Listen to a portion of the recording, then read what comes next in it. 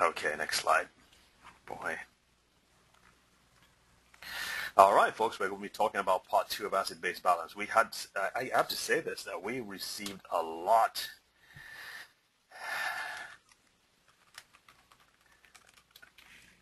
We received a lot of questions from the last presentation, and the feedback was terrific. So that's why, like Sherry said, we decided to do a part two, and we're going to do some recap here, just in case you missed the first presentation, so we can go on to the next. We'll build upon this. Again, we're not going to be repeating everything, obviously, because we're going to be going in a slightly different direction.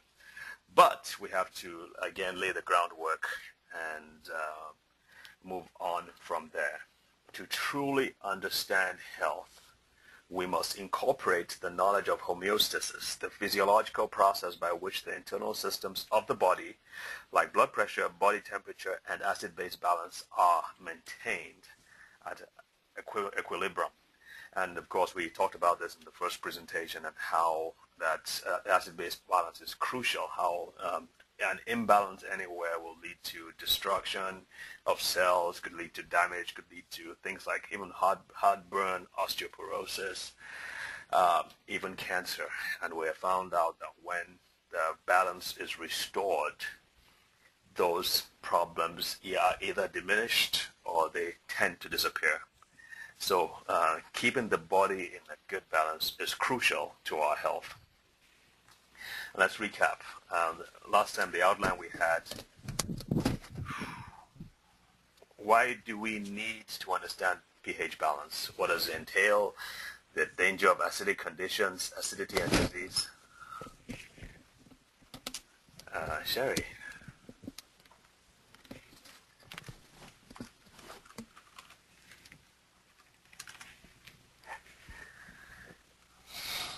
Okay, what you can do to restore the balance, and we're going to go over this. All right. There's a lot to be said for emotions and how the emotions can affect the acid-base balance, okay? As a matter of fact, in my research and my studies, we're finding out that stress, probably more than anything else, even more than nutrition or bad nutrition, even more than the air we breathe, can shut down the body systems and shut down your body's ability to maintain that balance. So it's of first importance that stress be taken care of. All right, so this is something more to be said about that. She wrote a very interesting book. I've forgotten what the title is, but it's really kind of woo-woo. So I had to be very careful about what I read, and just took the straw and spat out the sticks. But yes, your language, the way you think, whether you hold grudges or not, all affect your acid-base balance. And it's interesting that even with the bones and your teeth and your nails, I was surprised it was at this age, that from 24 onwards, that our bones and teeth begin to get weak. I thought it would last until the early 30s, but some experts believe that it starts even earlier than that. And one of the reasons for that is because one of the key elements, in fact, the most abundant mineral in the body is called calcium, and we all know about calcium. But it's also the mineral that is most deficient in our modern-day society. And what happens in an acidic environment is that because calcium is so powerful, it's so important at maintaining or helping to restore the balance, the acid-base balance, that when the body is acidic, the body has to look for areas and parts to get calcium back into the bloodstream. And where do they go to? They go primarily to the bones. They go to the bones and they draw out calcium from the bones in order to try to bring the acidic blood back to a more neutral or alkaline state. And so that results in the weakness of the bones, weakness of the teeth, weakness of the nails. If you restore that acidic balance, if you restore that pH balance, your bones, osteoporosis, osteopenia that so many women suffer in their 60s, can be, yes, it can be resolved. So acid-base balance is crucial even when it comes to your bones. Some people also report that when many people have had heartburn for years, and part of that, of course, is due to acidity as well. When that acidity is reversed, when your pH, your blood pH, comes more closer to normal, that's about 7.365. People just say 7.4, but when it comes to 7.4, many people report that their heartburn disappears. Peptic ulcers also disappear. So it's crucial, and we can go on and on. I just had a picture of this. This is really, this is the stomach, of course, and this is the small intestine. This is the esophagus, and heartburn usually appears, if you can see my cursor, around this junction where the food pipe enters the stomach. It's around this area, and what happens with heartburn is that the acid in the stomach, remember from our last presentation, the stomach is extremely acidic, about 1.5 to 2 pH, and sometimes this junction is weak. There's usually supposed to be a muscle called a sphincter that tightens anytime the food is in the stomach to prevent food and therefore acid from going back from the stomach into the esophagus, because the esophagus, the lining of the esophagus is very sensitive, and any acid it is not used to the kind of acidity that is in the stomach, and any reflux, that's the food going back into the esophagus, can cause cancer. I mean, okay, first of all, not that huge jump, but it can damage the lining of the esophagus, causing ulcers. It can actually change the structure of the esophagus and can lead to cancer.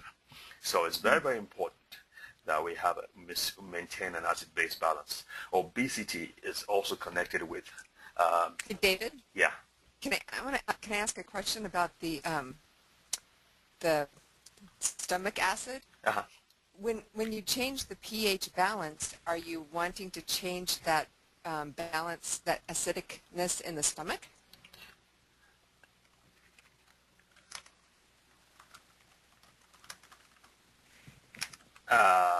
Can you when you change the here's the thing, the acidity in the stomach has a lot. The acidity in the stomach is meant to be at a pH of 1.5 to 2.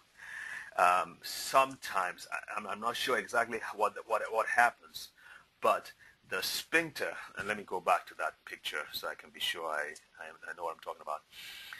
This sphincter, like I said, is meant to be tight. It's supposed to loosen when the food comes in, so if the food can pass through. That's supposed to tight shut, to close shut afterwards.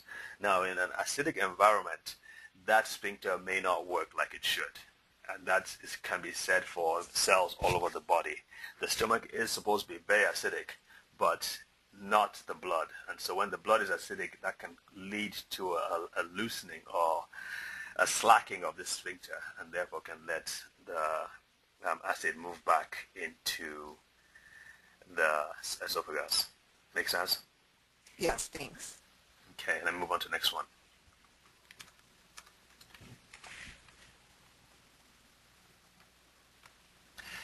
All right, I mentioned obesity.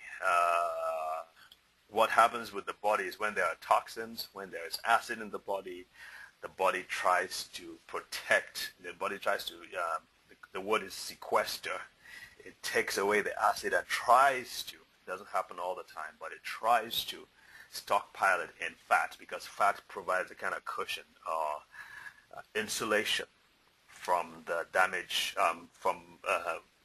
of the acids, so that the cells are not damaged. Of course, there's a limit to what it can do with this. And of course, this leads to, I'm sorry, there's some spelling mistakes here, but anyway, you can read that. I was very, very shocked when I read this. I mean, again, these aren't things that we read in medical school. Think about this. Each pH value less than 7 is 10 times more acid than the next higher value. Each pH value greater than 7 is not just 1 time, but 10 times more alkaline. Let's see what that means. A solution of pH 3 is not twice as acidic as a pH of 6, but 1,000 times more acidic. 1,000 times more acidic. Yeah, I might have to mute. I'm shocked about this too. Coca-Cola at pH 2.5 is almost 50 times more acidic, 50,000 times more acidic than neutral water. And check this out, folks. It needs about 32 glasses of neutral pH water to counteract the consumption of one glass of cola. And the active ingredient there is phosphoric acid. If you remember our last presentation, we mentioned that sulfuric acids, sulfur, phosphorus, and phosphoric acid and sulfuric acid are some of the key things that make your blood acidic. And these are found especially in animal fats, animal proteins. And that's why people say you should try not to eat too much meat. As a matter of fact, some researchers say there should be an 80 to 20 ratio of the kinds of foods you eat. Now, you should have more alkaline foods, alkaline forming foods, and we explained this in our last presentation. You should have more alkaline forming foods, about 80 to 20, that's 4 to 1, 4 times more alkaline forming foods than you take of acidic forming foods. Okay, so, and we mentioned a list of the different things that happen there. Okay, so we're going to move on to the presentation for tonight. We've recapped. We're going to look a little bit more into how our body regulates pH and the limitations of how what the limits are, because obviously there's a limit. Our bodies, folks, were not designed to live in the kind of environment we are living in now. They were not designed to eat the kind of foods we're eating, especially in this Western culture. And there are lots of things that have changed, especially with technological advancements, which affect our bodies a lot. We're going to talk about nutrition, and we mentioned some of that last time, but we're going to really look into the part nutrition plays in the regulation of pH and how your body regulates it. We're going to look at some more new technologies. I came across a very, very interesting one, which helps to alkalinize water. And we'll be talking about that some more. People ask a lot of questions about testing, so we're going to touch on that, and I'm going to send you to our websites that you can access where you can get pH strips, where you can test them for yourself. All right, let's talk about the environment. It just seems to me that this area of environment is so important. I know we focus a lot on what you need, what your cells need, what your systems need, what your organs need. But again, if all you do is just focus on providing the basic needs of your body, and you tend to overlook, or you don't pay attention to the environment in which your cells act, in which your systems act, and in which your body acts, you would still be behind, so to speak. Again, because of the stage in history in which we live, and the environment in which we live, we're going to have to pay more and more attention to the threats we have in the environment. And I have this quote from Albert Einstein here. He says, "The field is the sole governing principle of the particle." What does that mean? He's a physicist, so obviously we're just talking about things in terms of inanimate objects. And basically what he says is that it's the environment that controls the particle. If the environment is strong, has some strong, if there's an example would be between poles, the poles of a magnet. The environment of the magnet is what controls the direction, what controls the direction of the particle. The same thing can be said even in biology, but it takes a little bit more than just the environment, because of course we are controlled by not just the environment but also our genes. But scientists still believe that 30% of what happens to us is controlled by our genes, and 70% is by lifestyle, which of course is also the environment. Another quote I wanted to bring up, but I don't have here, is, and this was in the email that we sent out. It said this, that the microbe or the germ or the virus or bacteria is nothing. The terrain is everything. The terrain, of course, referring to the environment. And that was by Louis Pasteur, the founder of pasteurization, the developer of the first rabies vaccine. And he said the microbe is nothing. So it's not just the fact that there are bacteria or viruses in your blood. What is even much more important is the environment in which that bacteria lives. If you can keep the environment healthy, then it's not likely that the bacteria will proliferate. And so this is what we're talking about. The human being is constantly in an environment of social environment, physical environment, and all those things going on. This even goes back to even our growing up, the environment in which kids grow up. If you think about this, many kids, as we know, we are a product of the environment. I tend to watch a lot of biographies and read a lot of books on biographies. And Colin Powell, the past Secretary of State and Chief of the Joint Staffs, and goes on and on and on.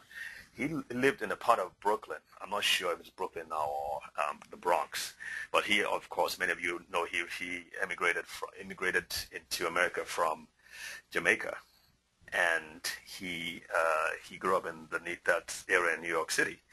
But this is one of the things that he reported saying. Here's what one of his experiences was, that of all the people in the neighborhood, all the kids he played with, all the people he grew up with, that there were only 3 of them, only 3 who actually did not end up either in jail, on drugs, or in prison. Think about that. Only 3 eventually ended up okay of the entire neighborhood and everybody that he knew as a kid growing up. And that had a lot to do with the environment. Maybe it was a rough neighborhood, but because these 3 kids had good parents and a good family upbringing, that was it. They were able to guide him through. Why am I saying this? I'm saying this because the environment in which our bodies live, and we're going back to physical environment, or the environment in which our cells are, determine to a very large extent the health of the cells, the functioning of the cells, and you can extrapolate this into the endocrine system, the immune system, the nervous system, the brain. Many kids are not functioning like they should. Maybe the things like ADD, ADHD, autism, and the list goes on and on. It is not because they were born deficient or defective. It's for the most part primarily because the environment in which those cells, those brain cells, operates is acidic, it is lacking in the right nutrients, and therefore those cells are not able to function like they should. So why is environment important? Or is environment important? Absolutely. Environment is crucial to health. And let's go on to the next slide. Okay, so as it is without, so it is within. We gave you the example of Colin Powell, and so we tried to extrapolate that to the inside, the internal of your body, your cells, what controls the activity of your cells, again, folks, is the environment. Here's another picture. I'll use this picture. And the environment is not just about physical environment, it's also about spiritual and mental. That's why we always try to give people a complete or at least a fuller picture. All right. Can we move on to the next slide? Next, please. All right. Let's end the show. Hope that works. All right. Still not working. All right. Okay. Let's talk about how your body regulates pH. Let's look at that a little bit. I want to introduce you to the concept of chemoreceptors. And basically these chemo, referring to chemicals, and of course receptors, oops, didn't spell that properly up there. But of course, chemoreceptors primarily focus on sensing and detecting changes in temperature, changes in the maybe blood pressure, but more about the amount of carbon dioxide in the blood, amount of oxygen in the blood, and of course the pH. And these chemoreceptors are really all over your body, but they are mainly aggregated in certain key parts. And I just have have those four key parts of the body here when it comes to pH regulation. And there are some in the heart, there are some in the aortic arch and the carotid sinus, carotid sinus, and those are just blood vessels. And of course, there are some in the lungs. What happens is that these receptors, and these are all cells that have receptors, they are continually giving feedback back to the brain, and specifically the medulla oblongata, which is the part of the brain that deals with all these subconscious activities. I have this better picture right here, and this blue part is the medulla oblongata. So the medulla receives impulses, and those chemoreceptors give the brain or the medulla minute by minute feedback on the level of the pH, what the pH is. And depending on the feedback, the brain gives information to the lungs, the kidneys, the liver. It gives instructions to what is known as the buffering system, the system in the body that buffers. And buffering pretty much means that if the body is a little bit too acidic, well, the brain sends signals to the body and to the blood to begin to create what is known as buffers, or alkaline buffers, to help balance out the acidic pH. And the same thing goes vice versa. It's vice versa. If the blood is too alkaline, the brain sends signals to create buffers that are acidic to help to maintain that balance. And of course, it has other activities in the lungs and the kidneys. For instance, if it's too acidic, the brain stimulates the lungs to breathe rapidly and deeply to get rid of the carbon dioxide. But again, that's not what we want to focus on for now. We want to focus on what the body can do to help reduce the acidity. Obviously, most of our bodies aren't doing a good job because most of our bodies are acidic. And I'm going to get to the part about testing pH testing. But bottom line is this: most of us are acidic. If you are not eating organic green and multicolored vegetables, if you're not staying away from meat as much as possible, if you're not living in a totally pristine environment, you are most likely acidic. So whether or not you test yourself, just know that you're acidic. Now the sensitivity of the pH, the test, can tell you if you're improving or getting worse, obviously.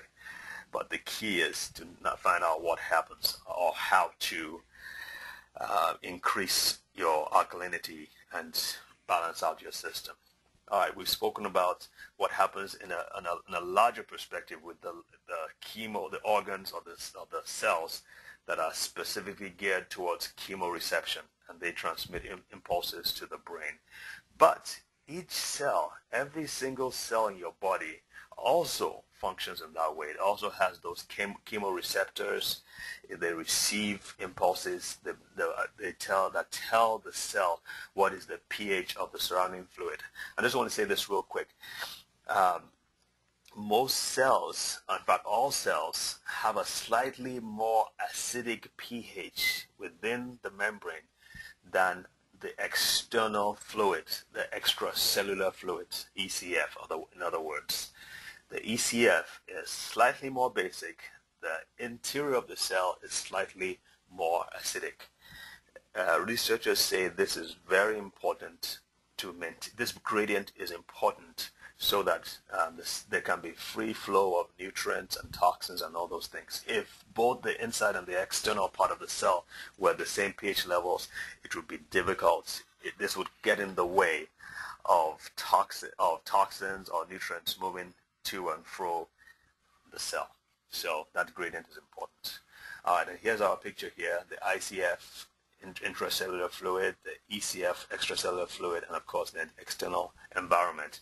This would probably be the skin of the human body that separates the extracellular fluid from the external environment. Everything affects everything.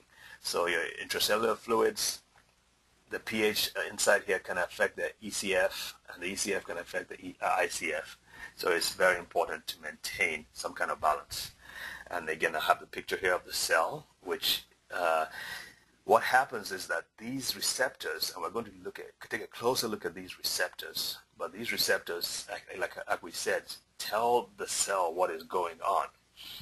And depending on the acidity or the alkalinity of the blood, the cell in turn pumps out either potassium or pumps in sodium.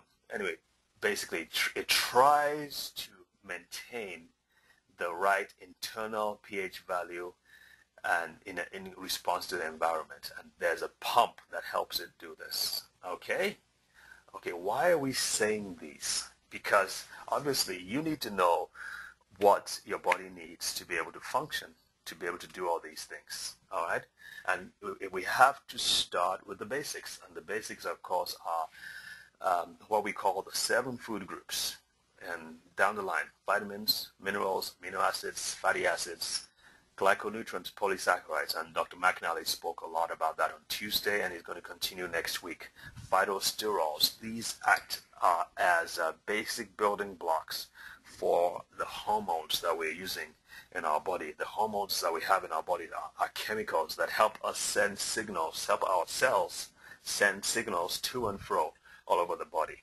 And of course, phytochemicals, very, very important, because their key role is in protection, detoxification. And there are superfoods that we kind of refer to as superfoods, like the mangosteen, the acai berry, some mushrooms out there that actually are stock full of these phytochemicals, which are very protective to cultures around the world. And now modern science is beginning to unearth these ancient secrets and make them commercially available to people. In addition, and obviously these are the bottom that I have in asterisk. I have asterisked all fall under one or more of these groups, but I just had to separate them so you can see just that these are also important. Antioxidants, fiber, probiotics, enzymes, extremely important for our health. And of course, most of these can be found in whole foods that are vine ripened. You need to remember that vine ripened fruits and vegetables are those that contain the right nutrients, right enzymes, the right antioxidants. Most groceries do not contain vine-ripened organic foods. That is the simple truth. Okay, let's see how these play. We're going to take a closer look at the cell. And the time this cell is supposed to be moving. Okay, let's see. All right, let's see. Let's try and get this taken care of really quickly. I'm going to show you something real quick, folks. Pardon me. All right, that should do it.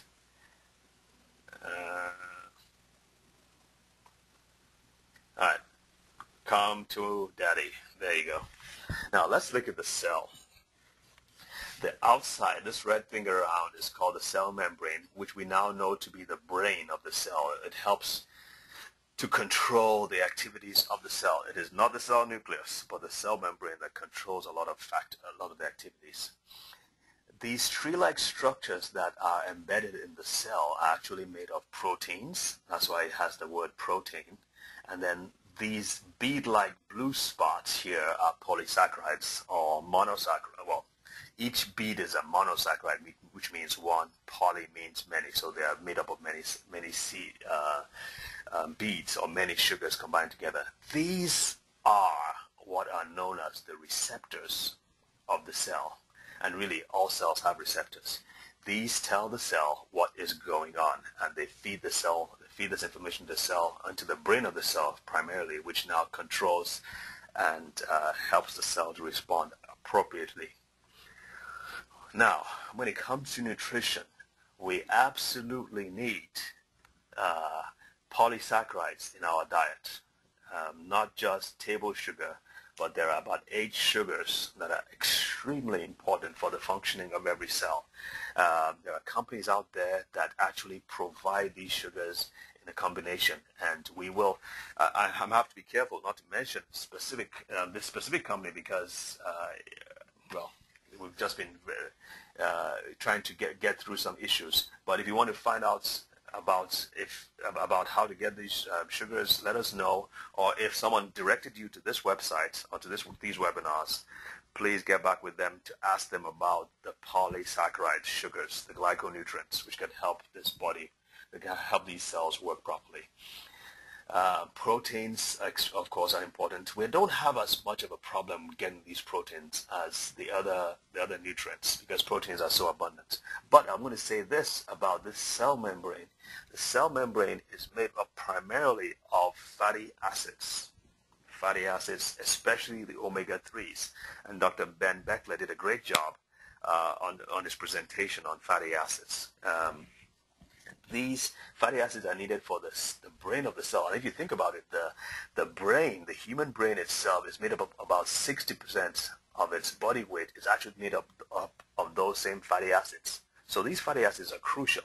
Now, most of these omega-3s are now missing in our diet. Fish contain them, but the problem with eating too much fish is that you expose yourself to lots of toxins, including mercury. So that is not a very reliable source anymore. However, there are companies again that are producing these omega-3s, and I'm going to give you a few names and a few pointers to get them out. All right. Okay, phytosterols. We talked about fatty acids, trace minerals. I want to say again, calcium is something that most of us. Calcium is actually a macro mineral. Calcium is a mineral that most of us are lacking. Primarily because of the acidic environment, as I explained earlier on. But it's not just calcium. There are many macro and trace minerals that we're lacking in our diet. What you need is primarily a good multivitamin, multi-mineral supplement that will provide these nutrients for you. However, calcium, because the need for calcium is so great, it is not possible to get a multivitamin supplement that will provide all the calcium you need. So you're going to need, in addition to a multivitamin supplement, you're going to need a calcium/magnesium supplement in the ratio of 2 to 1. Okay, all together now. I can't hear you, but say it with me. 2 to 1. So twice as much calcium as there is magnesium. Very, very important because this will help to, this is the combination that will ensure maximum absorption and maximum usage of the calcium. Magnesium also is very important to help reduce acidity in the blood. Again, I'm going to mention a few companies that can help. And the reason why I mention these companies is because we just don't want to just set you loose to just go and take just go to the store and buy the cheapest one possible. That would be defeating our purpose of trying to give you quality information. You need to know where to get quality nutrients and quality supplements. So we're going to talk about that too. Back to our picture. Well, not back to our picture, but this is a picture that we've shown in practically all our webinars. If you're new here, I'm just going to explain that this is the central, what we call the central governing system. And pretty much all from the top downwards, it means that our emotions, how we think, affect our brain, and how it works affects the hormones in our bodies. It affects the immune system, and it affects the body cells. And this is a continuous linkage, continuous interflow, continuous sending of information and communication back and forth. And the glyconutrients play a key role, a very key role in this whole communication system. Very, very key role. Glyconutrients and of course proteins play the most of the roles. And of course the endocrine system, the hormones too, play a key role in all these things in the activity. So therefore you have to have let me see, go on to the next slide so you can see next. All right.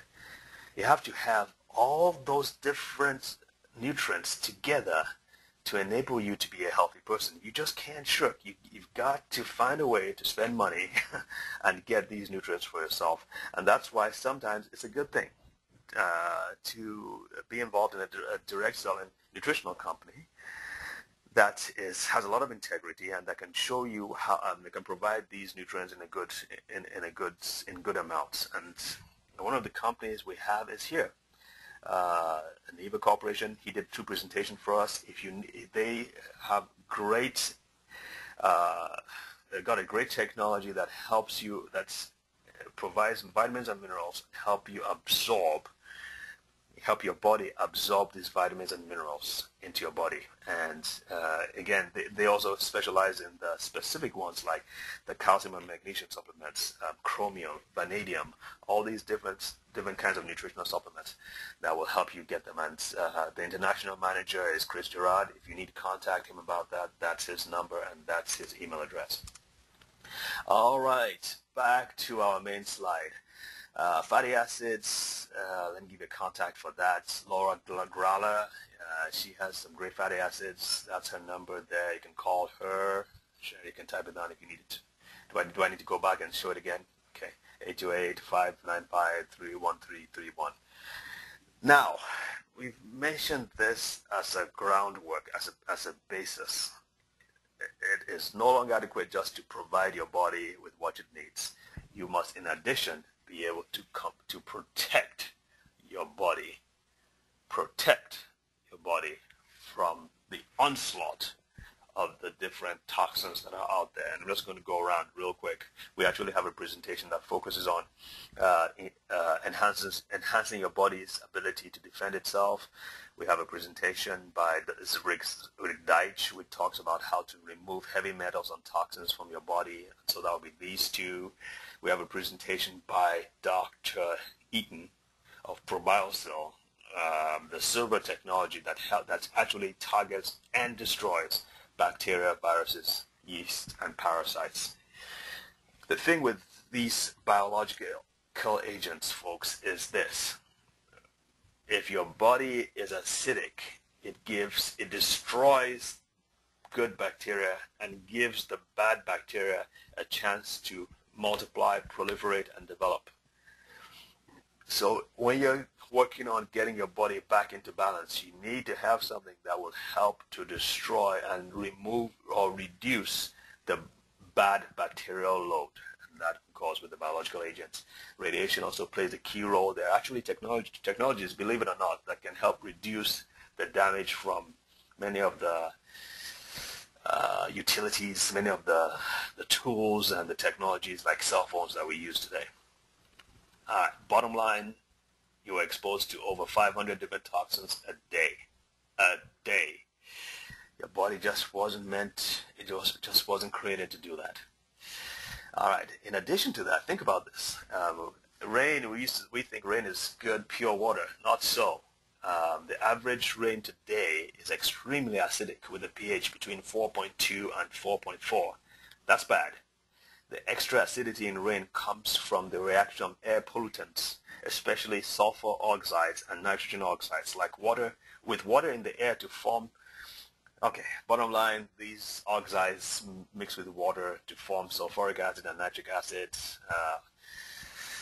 And of course, tailpipes and industrial smokestacks are what help to feed the environment with these toxins.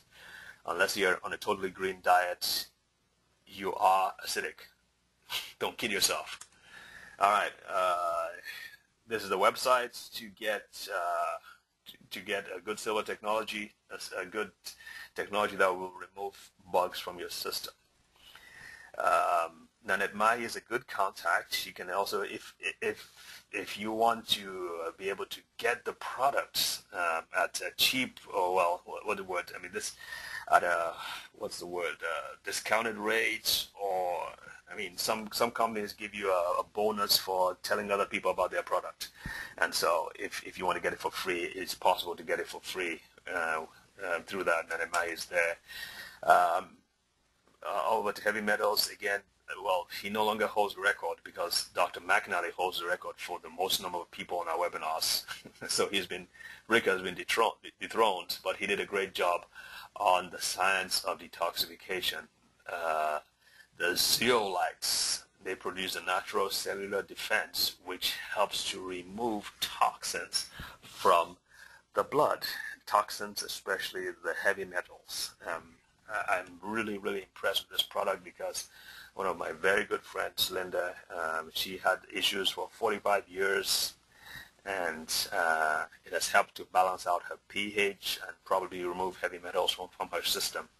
and maybe even help balance out the endocrine system. So that is something that I would recommend for you if you're dealing with acidity in the blood.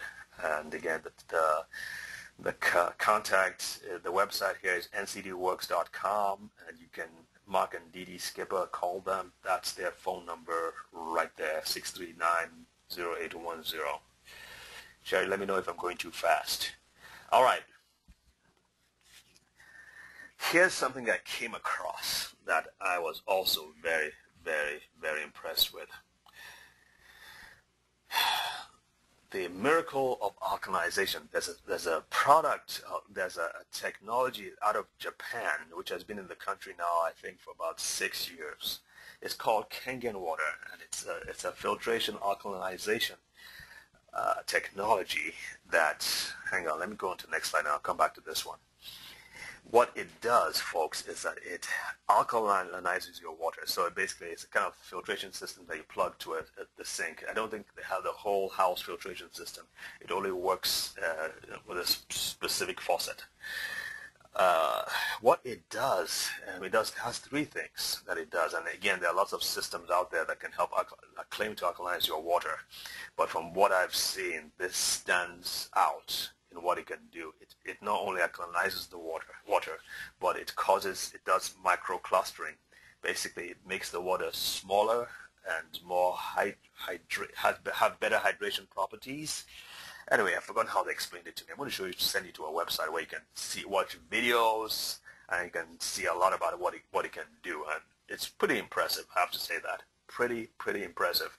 And it also has antioxidant properties. Remember, some scientists believe that we would live to be about 250 years old had it not been for, or if it were not for, free radical damage or oxidation damage. So antioxidants are an absolute must for our, as part of our dietary supplementation. And apparently this system allows you to have alkalinization, microclustering, and antioxidant properties all in one go. So that would be a great product system to have. And let me show you something else. This is what I thought was fascinating. There's something called the oxidation reduction potential. Oxidation reduction potential. And basically what it says, it measures the degree of free radical damage that these different liquids do. And so basically it also says it's a measure of the acidity or alkalinity. So the more plus you have, the more acid it is. The less or the more negative you have, the more alkaline your blood is, or the more alkaline the liquid is. And you can see right down here, this Kangen water gives the most alkalinity, about 800. And sodas give the most acidity, about 400, but not too far below is bottled water. So even though, you may think the bottled water is pure and healthy, not so. Not so. Bottled water is also acidic, and probably one of the problems with the bottled water is the plastic that the water is contained within. The plastic releases chemicals, believe it or not, into the bottled water that can actually raise its acidity. Tap water too is acidic, folks. Now, most municipals insist that that the tap water is at a pH of 7. And so what most water treatment plants do is that they add lots of chemicals to make that pH 7. And so when they test it, they have a pH of 7. However, those chemicals and other things, when they get into your body, and remember what we talked about last time, is that there are acid-forming foods and fluids, and there are alkaline-forming foods and fluids. On the surface, lime is acidic, but when it gets into your body, it actually acts as a basic, actually has an alkaline property because of the way it's metabolized. It releases nutrients like calcium, magnesium, potassium, and sodium that help to bring the blood to a more basic or alkaline position. Tap water does not do that. Tap water can actually be because of the chemicals that it contains, and the chemicals it introduces into your body can actually result in acidity. So do not trust acid, do not trust tap water. And I realize this too. I mean, I play a lot of racquetball, like most of you know, and one day I always go with my filtration system. I have this small water bottle that has a filter in it, and it helps to take out the chlorine and the chemicals from the tap water. So I just fill it up from the fountain, and then drink it from my water bottle. Now, I forgot it today, well, it was not today, it was yesterday, and I went to play racquetball, and I tell you, every time I went to the fountain, I just felt terrible. It was nasty. It just wasn't the same thing. It was really nasty, and it didn't help me much at all. I was thirsty as soon as I left the fountain. It was not the same thing, and I believe that it's partially due to the acidity in the tap water. This system apparently does helps to make your blood make the water more alkaline. And here's a website to go to. This is mymiraclewaterforyou.info. There are some great videos. They actually demonstrate and show you how the different fluids are acidic and how the Kangen water is far superior to it. And here's Stan's phone number, and you can contact him about it. Remember to tell them that you got this from Building Strength Webinars. All right, back to our system there. It is when you give your body what it needs, when you help to protect your body, the central governing system has a chance to work better. And I have a pH testing. People ask about pH testing. This is a nice website where you can get acid-base strips or pH strips where you can test your urine and your saliva. No, I don't think you can test blood on your own. I don't know why you would want to do that. I don't know why you want to bleed yourself. But it does seem like the pH of saliva, the pH of your urine can give you an estimate of how acidic your blood is or how alkaline your blood is. And as you begin the journey towards balance and towards slightly alkaline blood, you will see the changes register on your pH strips as you test them. Okay, let's see, what else do we have here? Okay, I have this. This is probably the last slide. Having a proper tissue and blood pH is beneficial for several things, and we cannot categorize them into four main aspects. Enzymes. Different enzymes work in different pH levels, depending on the part of the body that they are at. The stomach enzymes need acidic environment. Intestinal enzymes need basic environment. And having your central governing system, having your body work properly will ensure that the enzymes are given the right environment to work. When you're involved in exercise, when your body is moving, when your body is being affected by all kinds of stressors, balanced blood pH can really help to minimize the stress and the trauma and help you bounce back, especially after an injury. It helps. A balanced blood pH enables you to get rid of toxins from metabolism and help you clear dead cells and those things. It also helps to enhance your immunity by presenting the body with the nutrients in their most biologically available form. Remember, in our last presentation, we said that if your pH is low, if your blood is acidic, your body really, your cells, will not be able to absorb nutrients like they should, and they will not be able to get rid of toxins like they should. So, is pH important? Absolutely. It is of first importance that we take care of all these different areas. And hopefully we've given you some pointers as to how to help to balance out your pH. Remember, you cannot neglect the foundations. The foundations, those 7 key nutrients, you got to have those in place. You've got to have those in place, and that is why, I mean, I'm taking a risk by actually recommending specific nutritional companies, but hey, what we found out is that people just tend to just want to if you don't give them direction as to what is good and what isn't, they tend to make mistakes and end up with the wrong kind of stuff, and then come back and blame you. Well, they're probably going to blame you anyway, but hey, at least I know that some of these companies that we have recommended have good stuff to offer. So this has been a short webinar, closed before 9 o'clock my time. This is amazing. Okay, Sherry, are you back? Let's talk about questions. I'm back. I unmuted myself. And if anybody would like to type a question into the question box, please do that. We'll answer as many as we can.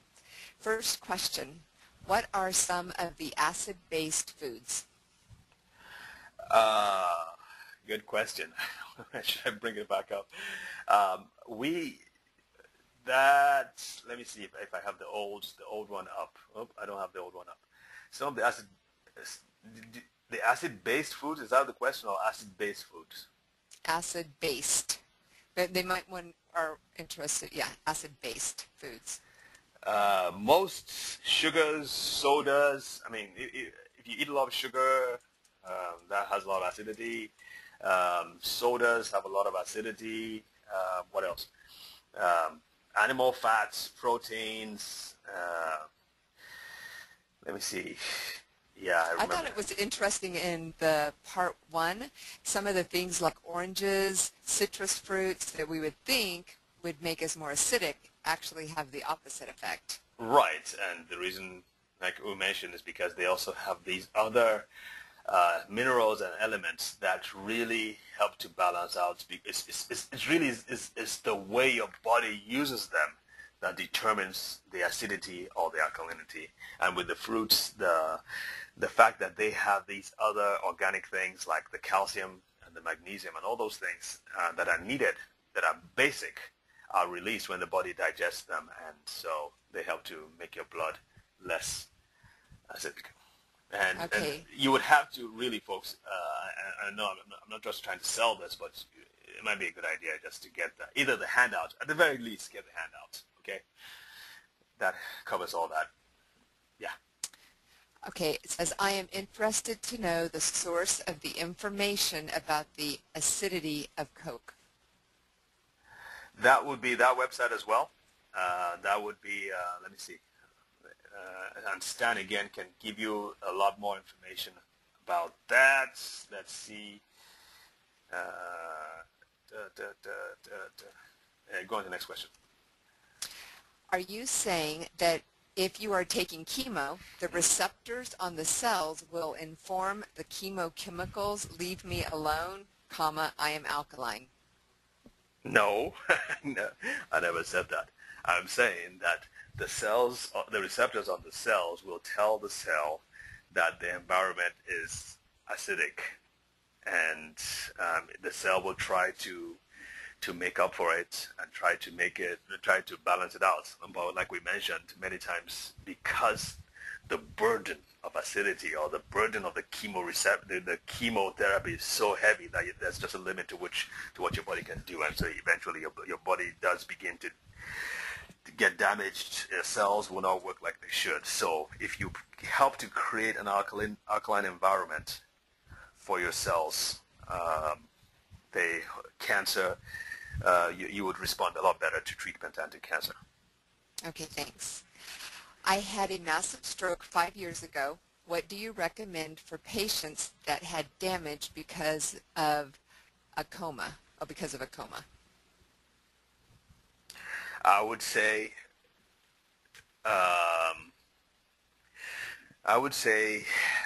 with nutrition, to rebuild your cells, to rebuild your health, you're going to have to focus on all 7. You're going to need a lot of glyconutrients to help to rebuild your cells. Again, I want to be clear that we are not recommending a treatment for stroke, but just to help your body to recover. Okay, and that's really not a question I can answer right off the bat. I'm not saying it because I'm trying to avoid it. It's a lot more complicated than that. And I know. Okay, let me take that back.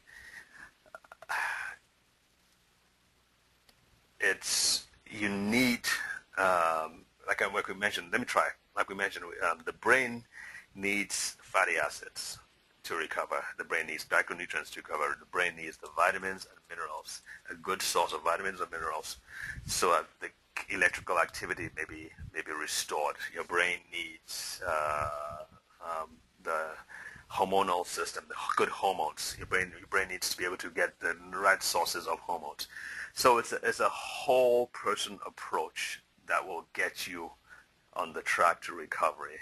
And so, again, you probably just have to call us or email us, which will try to help you or point you in the right direction.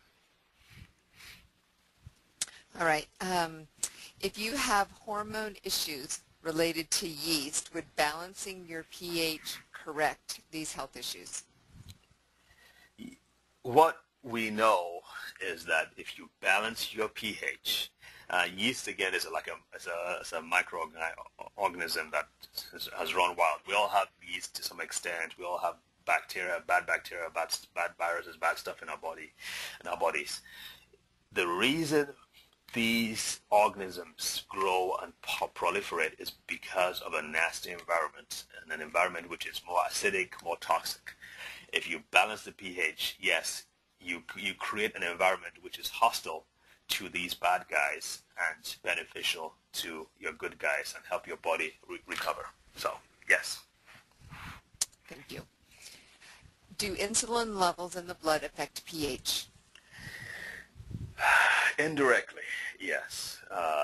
We know that high levels of insulin, and that comes in diabetics, believe it or not. Diabetic patients, believe it or not, have high levels of insulin. Part of that is because the cells are resistant to insulin, and part of that, of course, is because from treatment, the treatment with insulin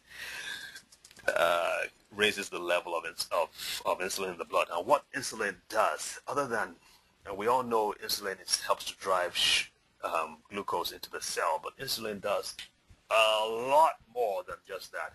One of the things it does is that it breaks down fatty acids.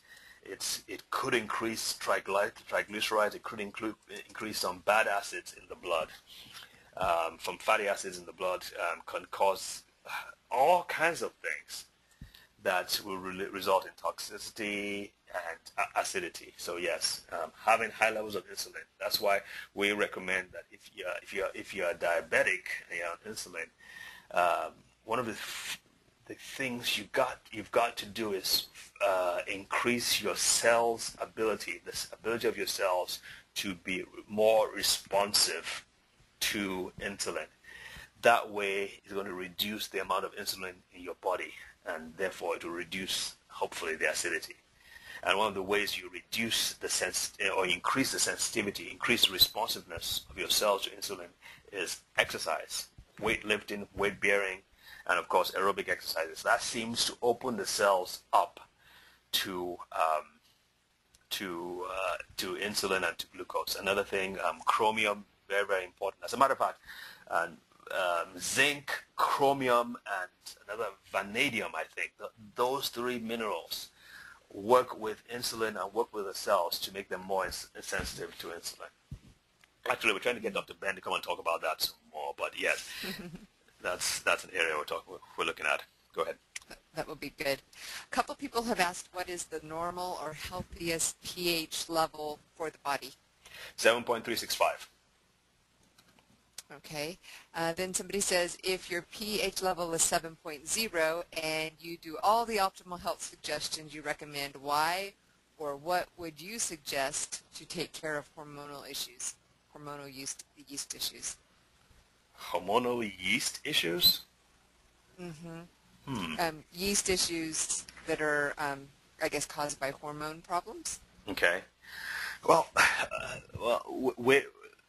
balancing the endocrine system. Balancing the endocrine system involves taking care of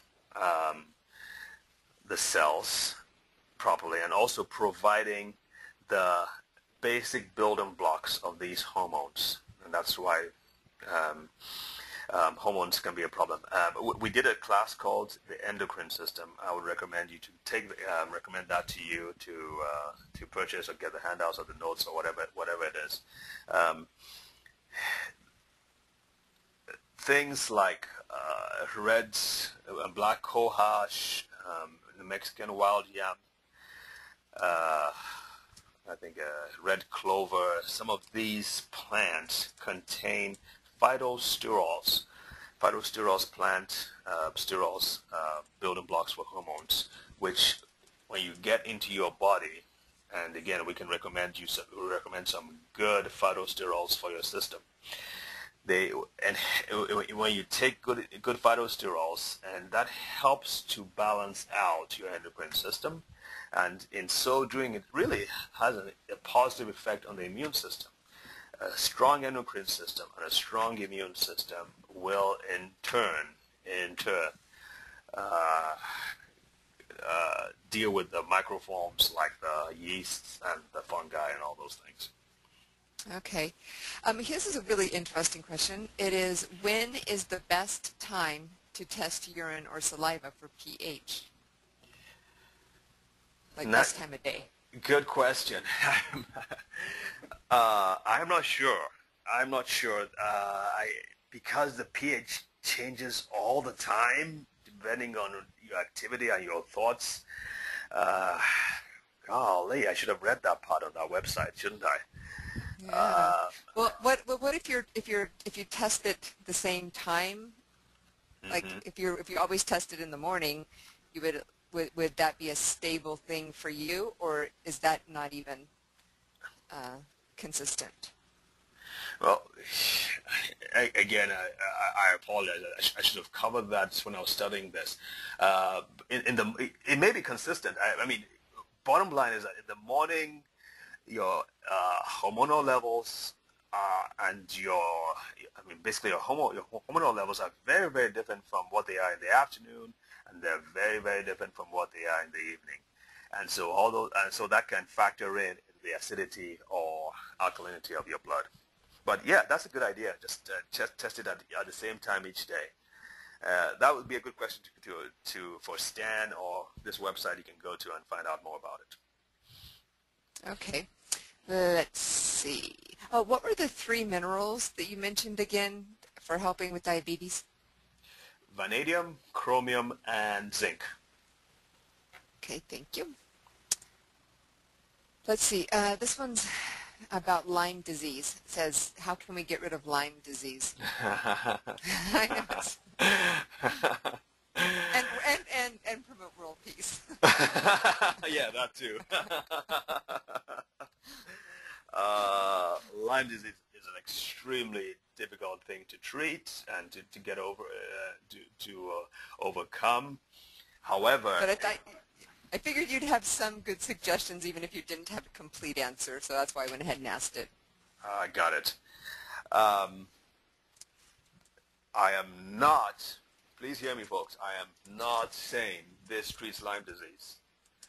But I am saying that this will help to destroy bacteria and viruses that could put Silver Solution. Again, that's the website, GoBioSil.com, or you can meet Nanette. You can contact Nanette for that. We have found that the Silver Solution has been very effective and helpful, even for people who are dealing with things like Lyme disease. So if you need her information, I'm just trying to get that. So that's Nanette's phone number. She'll be glad to help you. She's actually the one who first introduced it to me, and I've been very impressed. And eventually I got Dr. Eden, who did an excellent presentation. By the way, her transcripts are available to read what she talked about. Very, very fascinating stuff. I mean, this is FDA approved to be used against bacteria and viruses. So. Okay. Again, you said zinc, chromium, and the third vanadium. Spell it for us. Vanadium. Vanadium. Okay. Vanadium. Okay, thank you. Again, folks, you just don't want to just go to the store and then buy whatever's on the shelves. That would be a mistake. It's one thing for the label to say, I've got this, this, this, this, and this. It's another thing, a totally different thing, for your body to recognize and absorb it and use it the way it's meant to be used, absorbed, and recognized. So you need to realize that. Okay. Well, it looks like you've pretty much answered all the questions. So I guess we can call it a night. Okay, great. The transcripts for our first presentation, the acid-base balance for the first presentation, I just have to read through it. Our transcriptionist has done the whole thing, but I need to go through to make sure everything's okay. So it should be ready by Friday or so, or weekend. So, all right. Anything else, Sherry, you wanted to mention? Announcements, blah, blah, blah. I can't think of anything. I think we've covered them all. Great. Well, folks, thanks again for joining us. And please invite your friends, family. Tuesday, we want to break the record we set last Tuesday. So send the email out. We're going to be having Dr. McAnally back. So please, we want to really have a large turnout for that. All right. Thank you. And Sherry, thank you. And Okay. Welcome. have a good night, everyone. Good night.